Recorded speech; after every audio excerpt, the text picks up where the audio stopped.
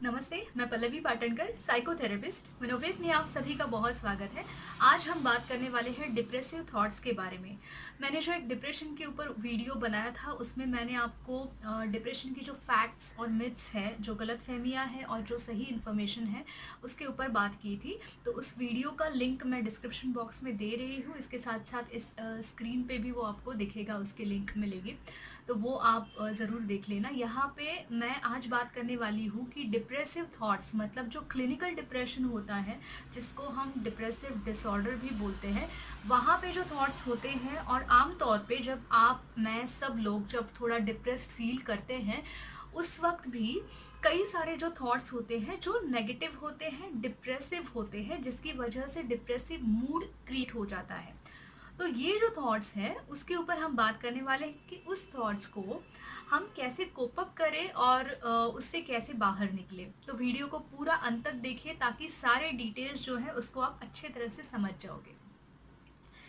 तो सबसे पहले डिप्रेसिव थॉट्स मतलब क्या, उसमें जो होता है वो होता है कि हेल्पलेसनेस, होपलेसनेस, उसके साथ साथ सेल्फ ब्लेमिंग होता है, कॉन्फिडेंस बहुत लैकिंग होता है, इन्फीरियरिटी होती है, खुद के बारे में कमी की भावना होती है, भविष्य के बारे में बहुत ज़्यादा पेसिमिस्टिक व्यू होता है, मतलब आगे कुछ भी अच्छा नहीं होगा, इस प्रकार का। यहाँ तक कि जब डिप्रेशन की लेवल ज़्यादा बढ़ जाती है तो सुसाइड के थॉट्स भी आते हैं। इसके साथ साथ जो नींद है, नींद और जो हमारी भूख है, उसके ऊपर काफ़ी असर होता है। एक तो भूख बहुत ज़्यादा लगती है या फिर बहुत कम होती है, नींद का भी वैसे ही है, बहुत कम या बहुत ज़्यादा। इसके साथ साथ आपका फोकस, कंसंट्रेशन, किसी भी काम पे जो आपको फोकस चाहिए होता है वो नहीं होता है, क्योंकि बार बार पास्ट के थॉट्स आते हैं और नेगेटिव थॉट्स ज़्यादा आते हैं।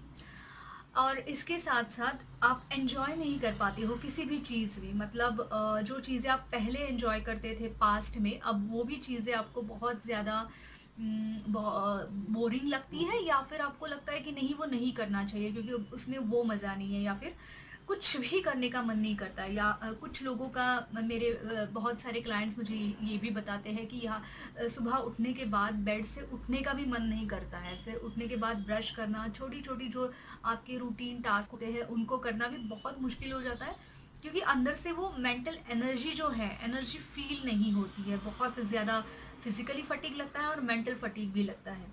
तो ये है सारे क्लिनिकल डिप्रेशन के सिम्टम्स। अब सारे पेशेंट्स में यही सिम्टम्स है ऐसा नहीं है, कुछ पेशेंट्स में ये होते हैं, कुछ पेशेंट्स में दूसरे सिम्टम्स होते हैं, मतलब एक साथ सारे सिम्टम्स नहीं होते हैं, कम ज़्यादा होते रहता है। और जो मैंने आपको बताया कि आम तौर पे सभी लोग जब डिप्रेस्ड फील करते हैं, वो क्लिनिकल डिप्रेशन हम उसको नहीं कहलाते, क्योंकि क्लिनिकल डिप्रेशन में आपको कम से कम 15 दिन लगातार डिप्रेस्ड मूड, और जो मैंने अभी सिम्टम्स बताए, वो जब आप फील करते हो, एक्सपीरियंस करते हो, तो तभी वो क्लिनिकल डिप्रेशन कहलाएगा।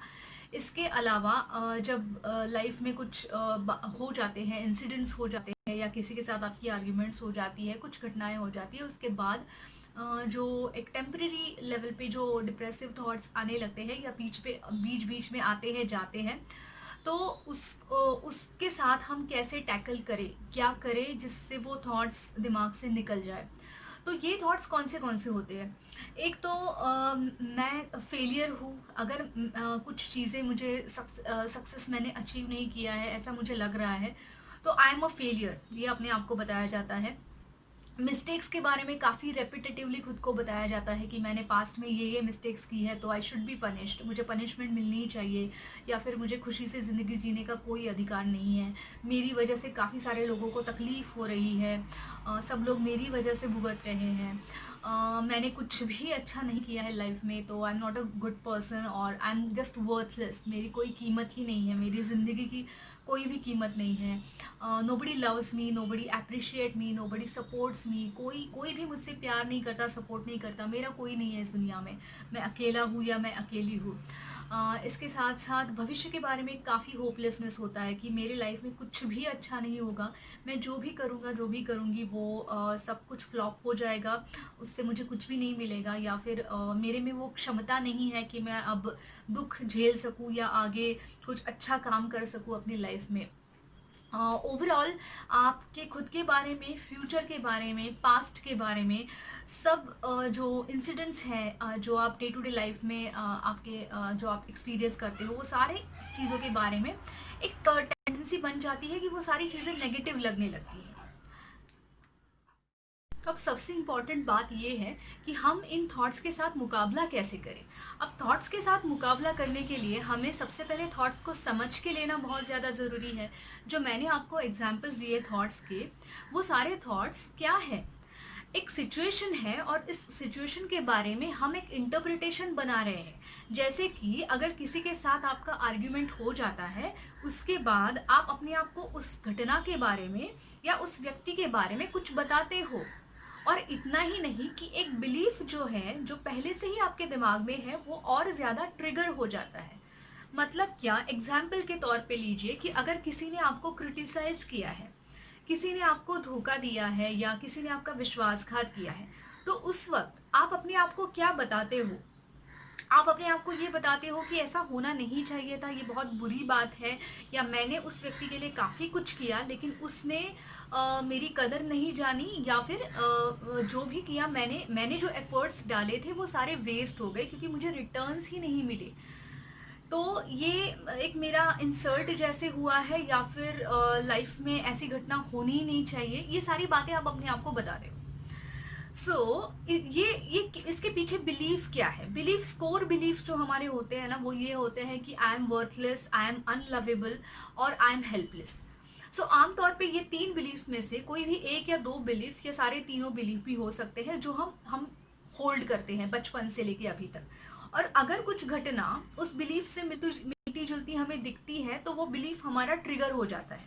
जैसे मैंने अभी जो एग्जाम्पल आपको दिया, उसमें किसी ने आपको क्रिटिसाइज किया या किसी ने आपका विश्वासघात किया, तो उस वक्त आपका जो बिलीफ होता है कि आई एम अनलवेबल और आई एम हेल्पलेस, वो बिलीफ यहाँ पे और ज्यादा ट्रिगर हो जाएगा, क्योंकि आपको यही लगेगा कि अगर वो व्यक्ति आपको क्रिटिसाइज करता है या वो आपको आपसे विश्वासघात करता है, तो इसका मतलब ये है कि आप वर्दी नहीं हो, या फिर आप अनलवेबल हो, या फिर आप हेल्पलेस हो, कि आप इस सिचुएशन को बदल नहीं सकते। आप सामने वाले को ये नहीं कह सकते कि आप मुझे रिस्पेक्ट करो, आप मुझे सपोर्ट करो, या आप मुझे प्यार करो। सो आपको लगता है कि अब मेरे कंट्रोल में कुछ नहीं है। अगर मेरे कंट्रोल में कुछ नहीं है, सो इट्स नॉट फेयर, मतलब ऐसा होना ही नहीं चाहिए। ये सब कुछ जो नेगेटिव सेल्फ टॉक है, वो ट्रिगर करता है कि आपके डिप्रेसिव थॉट्स उससे और ज़्यादा बढ़ने लगते हैं। तो इसीलिए अपने बिलीफ को समझिए। आप जो अपने आप को बता रहे हो, उसका क्या मतलब है?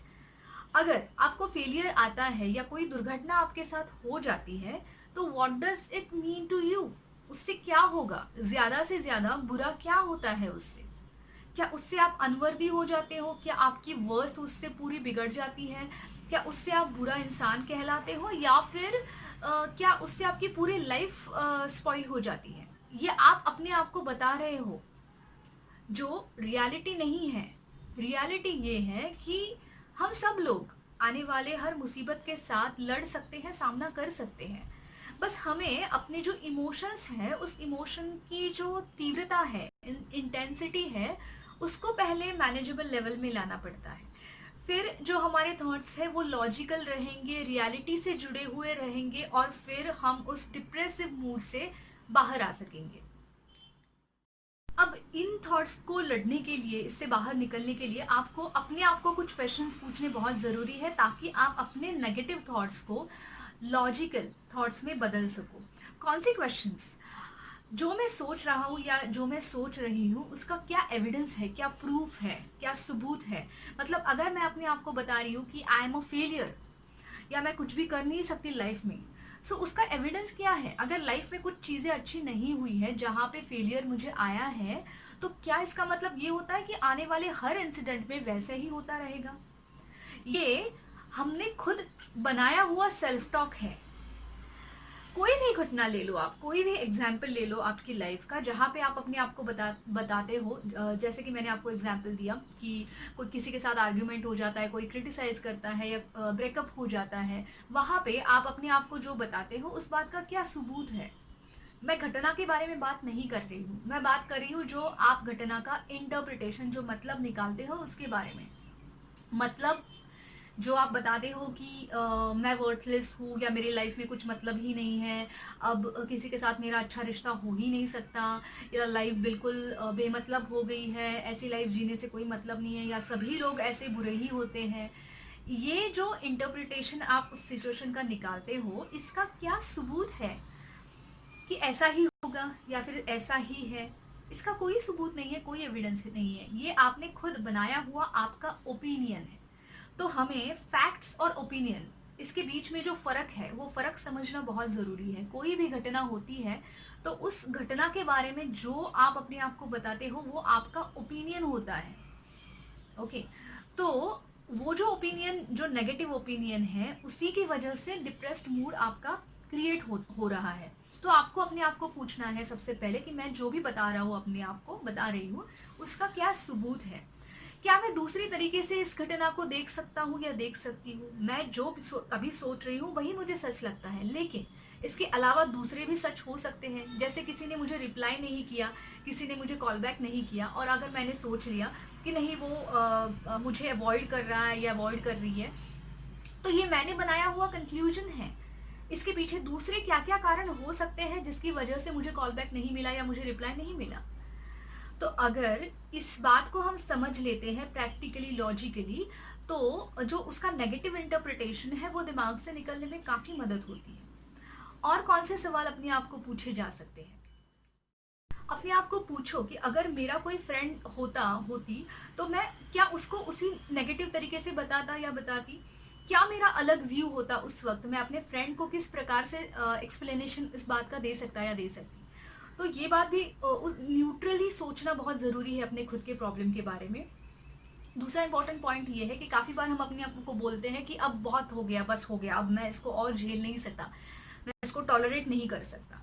एक्चुअली प्रैक्टिकली आपने कई बार टॉलरेट किया भी है कई सारी चीज़ों को। आपने अभी तक अपनी लाइफ में काफ़ी जो अनएक्सपेक्टेड प्रॉब्लम्स थी उसको भी आपने सॉल्व किया होता है, लेकिन फिर भी आप अपने आप को बोलते हो कि नहीं, अब इसके आगे मैं नहीं कर सकता या नहीं कर सकता। सो ये किस बेस पे हम अपने आप को बता रहे हैं, ये अपने आप को पूछना बहुत ज़्यादा ज़रूरी है। इसके अलावा अभी जितना हमें अपना इंसिडेंस बुरा लगता है या हमारे जीवन में हुई घटना जितनी बुरी लगती है, क्या इसके आगे भी बुरा हो सकता था जो अभी तक नहीं हुआ है? मतलब हमने अगर किसी ने हमें क्रिटिसाइज किया है, किसी ने हमें धोखा दिया है, तो इससे और बुरा क्या हो सकता था हमारी लाइफ में जो अभी तक नहीं हुआ है? या जो हमने लोगों के साथ होते हुए देखा है कि काफ़ी सारे लोगों के साथ अनफॉर्चुनेटली कई सारे इंसिडेंट्स ऐसे हो जाते हैं जहाँ पे बहुत सारी मुश्किलों का सामना उनको करना पड़ता है, लेकिन एटलीस्ट उतना अपने तक नहीं आया है वो लेवल। क्या ये सोच के हम अपने आप को और ज़्यादा मोटिवेट कर सकते हैं उस प्रॉब्लम से लड़ने के लिए? और एक बात ये है कि जो अभी मेरे हाथ में क्या है, या मैं इस प्रॉब्लम से बाहर निकलने के लिए क्या कर सकता हूँ, क्या कर सकती हूँ, कौन सी चीज़ें मेरे कंट्रोल में हैं कि एटलीस्ट मैं अपने जो डिप्रेसिव मूड है उससे लड़ सकता हूँ या लड़ सकती हूँ, ये सोचना बहुत ज़्यादा ज़रूरी है। सिचुएशंस नहीं बदल सकते, लोगों का बर्ताव नहीं बदल सकते, लेकिन आप उस घटना की तरफ देखने का आपका व्यू बदल सकते हैं, और जो आपका जो सैड मूड है उससे बाहर निकलने के लिए कुछ क्रिएटिव एक्टिविटीज कर सकते हैं या कुछ रिलैक्सेशन टेक्निक्स प्रैक्टिस कर सकते हैं जिससे आप बेटर फील कर सको। तो अपने आप को ये पूछना, कौन से ऑप्शंस है मेरे हाथ में, क्या मेरे कंट्रोल में क्या है, ताकि मैं उससे उस मुसीबत का सामना कर सकूं। तो ये सारी हो गई थॉट लेवल की बातें। हम्म? तो जो आपको क्वेश्चंस अपने आप को पूछना है उसके लॉजिकल जवाब जो है वो अपने आप को देने हैं। लॉजिकल जवाब मतलब क्या, कि जो मेरा इंटरप्रिटेशन है सिचुएशन के बारे में वो सिर्फ और सिर्फ मेरा ओपिनियन है, जो रियलिस्टिक नहीं है। अब उससे बाहर निकलने के लिए मुझे अपने आप को रियलिस्टिक बातें बतानी पड़ेगी कि लाइफ में कभी बार इस प्रकार की सिचुएशंस आते हैं जो अनफॉर्चुनेट होते हैं, लेकिन उससे लड़ने की क्षमता मैं रखता हूँ। और अब मेरे हाथ में क्या है, प्रेजेंट में मुझे क्या करना चाहिए, कौन से ऑप्शंस अवेलेबल है, मैं उसके ऊपर ज़्यादा फोकस करना चाहूँगा या चाहूँगी। इसके अलावा मैं ज़्यादा से ज़्यादा अपनी फिजिकल मेंटल हेल्थ को बरकरार रखने के लिए जो रिलैक्सेशन टेक्निक्स है या जो एक्सरसाइज है, डाइट है, स्लीप है, वो सारी चीज़ों के ऊपर मैं डेफिनेटली चेंज कर सकता हूँ या कर सकती हूँ, जिससे मेरी एक जो स्ट्रेंथ है प्रॉब्लम से लड़ने की वो उसको मैं बरकरार रख सकूँ। तो ये लॉजिकल स्टेटमेंट्स अपने आप को बताना, उसको रिमाइंड करवाना या लिखना, ये बहुत ज़्यादा ज़रूरी है, जो आपको डिप्रेसिव थॉट से बाहर निकलने के लिए बहुत हेल्प करेगा। और इसके साथ-साथ डेली एक्सरसाइज करना, जो जिसके ऊपर मैंने ऑलरेडी एक वीडियो जो बनाया हुआ है योगा का, योगा से डिप्रेशन एंग्जायटी कैसे आप दूर कर सकते हैं, तो वो आप ज़रूर देख लेना। रिलैक्सेशन टेक्निक्स के ऊपर एक वीडियो है, तो वो भी ज़रूर देख लेना। मैंने काफ़ी सारे वीडियोज़ जो बनाए हैं, उसके सारे लिंक्स मैं हमेशा नीचे डिस्क्रिप्शन बॉक्स जो होता है वहाँ पे देती हूँ, तो आपको जो भी हेल्पफुल होगा आप उसको देख सकते हैं। अगर वीडियो पसंद आया है तो डेफिनेटली लाइक कीजिए, सब्सक्राइब कीजिए। धन्यवाद।